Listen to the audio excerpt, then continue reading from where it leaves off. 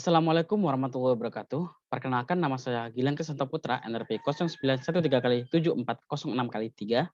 Di sini saya akan menyampaikan hasil seminar proposal saya yang berjudul Analisis Faktor yang Mempengaruhi Intention to Use Layanan Public Detection COVID-19, pendekatan UTA-UT2, studi kasus, alat deteksi COVID-19 berbasis bau keringat ketiak.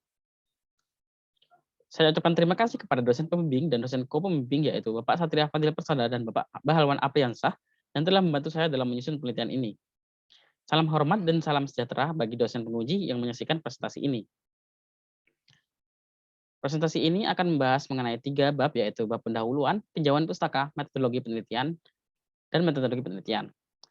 Penelitian ini dilatar belakangi oleh munculnya virus Severe Acute Respiratory Syndrome Coronavirus 2 atau SARS-CoV-2 yang menyebabkan wabah penyakit COVID-19 di dunia. Penyebaran penyebaran yang cepat ke seluruh dunia dikarenakan penyebaran dapat melalui droplet dari manusia ke manusia. Virus COVID-19 ini diduga berasal dari pasar live market eh, hewan di Hubei, Wuhan, China, dan berdasarkan dari data dari WHO, hingga 5 April terdapat 131 juta kasus COVID-19 dan total kematian 2,8 juta jiwa sedunia. Grafik di sebelah kiri ini menunjukkan bahwa terdapat peningkatan dari periode-periode kasus terkonfirmasi COVID-19 dan tingkat kematian juga bertambah dari periode ke periode. Indonesia menjadi salah satu negara yang terdampak COVID-19. Indonesia kini menjadi negara nomor 2 se-Asia Tenggara di bawah India dengan per 6 April 2001 terdapat 1,5 kasus positif COVID-19 dan 41,9 juta jiwa meninggal dunia. Data didapatkan dari Kemenkes. Berdasarkan data dari grafik kasus konfirmasi COVID-19 ini menunjukkan bahwa di Indonesia dari bulan per bulan peningkatan kasus konfirmasi positif ini kian signifikan. Oleh karena itu, pemerintah membuat kebijakan dengan pembentukan Kesatuan Gugus COVID-19 yang digunakan untuk membantu penyelesaian masalah COVID-19 ini, dan terdapat 4 strategi yang digunakan yaitu pelaksanaan 3M, memakai masker, mencuci tangan, dan menjaga jarak, pelaksanaan tracing dan screening, di mana tracing ini untuk mengetahui keterkaitan antara orang yang terkonfirmasi positif dengan orang yang tidak. Kemudian dengan screening ini dilakukan untuk mengetahui apakah orang tersebut terkonfirmasi positif COVID atau tidak. Jika terkonfirmasi positif COVID, maka dapat dilakukan dengan isolasi mandiri di rumah ataupun dilakukan isolasi mandiri di rumah sakit. Di Indonesia sendiri terdapat 3 alat tes screening COVID-19 yaitu ada tes PCR, rapid test antigen, dan rapid antibody. Di mana dari ketiga tes tersebut, tes PCR lah yang tingkat akurasinya mendekati 100% dan juga merupakan salah satu tes COVID-19 yang disarankan oleh WHO. Di Indonesia sendiri, ketiga tes tersebut masih dirasa kurang dapat diterima di masyarakat dikarenakan harga yang masih kurang affordable dan waktu yang cukup lama. Selain itu, persepsi masyarakat yang takut dan kurang nyaman dalam menggunakan ketiga tes tersebut menjadi salah satu penghalang dalam sosialisasi alat tes tersebut. Sehingga diperlukan suatu teknologi baru untuk mengatasi permasalahan tersebut. Dan kini hadirlah INOS C19 yang menggabungkan artificial intelligence dan teknologi. INOS C19 ini merupakan alat deteksi COVID-19 menggunakan bau keringat ketiak pertama di Indonesia dan dunia. INOS C19 ini kini sedang tahap uji klinis 2 dan pengumpulan data sebanyak-banyaknya untuk mendapatkan izin edar dan izin produksi. Pihak ITS sendiri mengharapkan 3 bulan ke depan dapat dilakukan komersialisasi. Namun, untuk melakukan komersialisasi, maka diperlukan studi identifikasi faktor-faktor yang mempengaruhi penerimaan INOS C19. Oleh karena itu, penelitian ini melakukan identifikasi faktor-faktor penerimaan teknologi alat deteksi COVID-19 INOS C19 pendekatan UTA-UT2 yang dapat digunakan untuk penentuan strategi pemasaran. Rumusan masalah penelitian ini adalah bagaimana karakteristik calon konsumen INOS C19 dan faktor-faktor apa saja yang mempengaruhi niat menggunakan alat deteksi COVID-19 INOS C19. Tujuan penelitian ini ialah mengidentifikasi karakteristik calon pengguna INOS C19 sebagai alat deteksi COVID-19 dan menganalisis faktor-faktor yang mempengaruhi niat menggunakan INOS C19 sebagai alat deteksi COVID-19 menggunakan pendekatan UTA-UT2.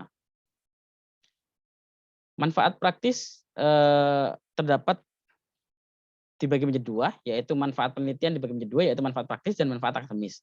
Manfaat praktis ditujukan kepada tim Ainus, dapat digunakan sebagai gambaran untuk penyempurnaan alat Ainus maupun gambaran faktor-faktor yang mempengaruhi niat menggunakan Ainus C19 yang dapat dijadikan perumusan strategi pemasaran. Dari sisi manfaat akademis, dapat dilakukan untuk memperluas pengetahuan tentang niat perilaku dalam mengadopsi suatu teknologi baru.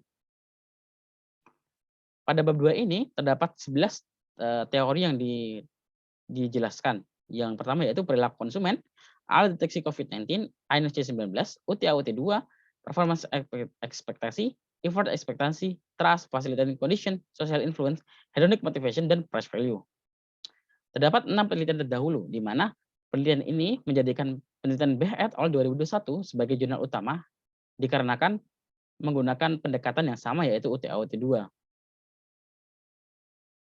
Penelitian juga terdapat penelitian terdahulu yaitu ada penelitian dari Ahmed et al. 2020, kemudian ada penelitian dari Chang 2020, ada Baudier et al. 2020, Samad Dahri et al. 2020, dan Julius Florus 2020.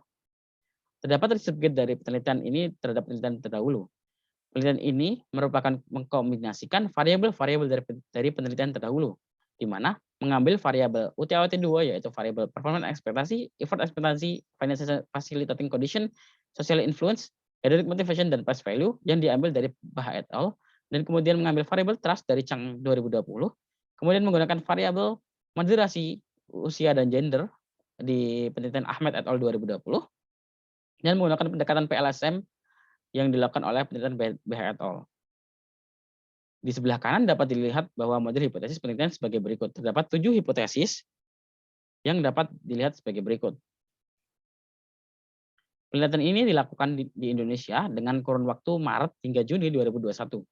Desain penelitian ini menggunakan konklusif deskriptif multi cross sectional dan data yang digunakan ialah data primer dengan survei online menggunakan Google Form, kemudian disebarkan melalui sosial media dan diisi sendiri oleh responden yaitu self administrasi kuesioner dan mendapatkan responden.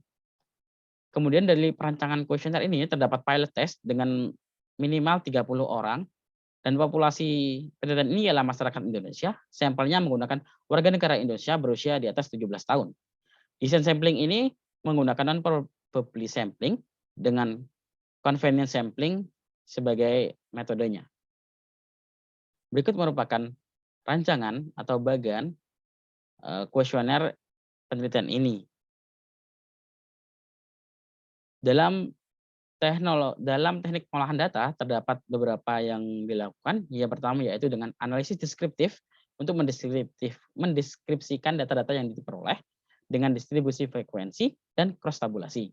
Kemudian dilakukan uji asumsi dan seperti uji outlier, uji normalitas data, uji linearitas, uji multikolinearitas, dan uji homokedastisitas.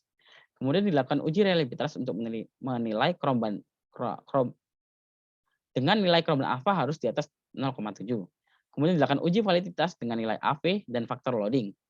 Dan kemudian dilakukan analisis PLSM dengan menggunakan model struktural atau intermodel dan model pengukuran atau outer model. Setelah itu dilakukan uji guidance of fit dengan uji guidance of fit harus di atas 0,35 dan dilakukan uji hipotesis di mana nilai p-value harus di bawah 0,5. Jika p-value di bawah 0,5 maka hipotesis penelitian diterima. Berikut merupakan tabel metodologi penelitian. Yang pertama ada tabel cross tabulasi silang, kemudian ada tabel struktur intermodel, dan terdapat tabel pengukuran outer model. Sekian presentasi dari saya. Terima kasih bagi segala pihak yang telah menyaksikan presentasi ini. Mohon maaf bila ada salah kata. Wassalamualaikum warahmatullahi wabarakatuh.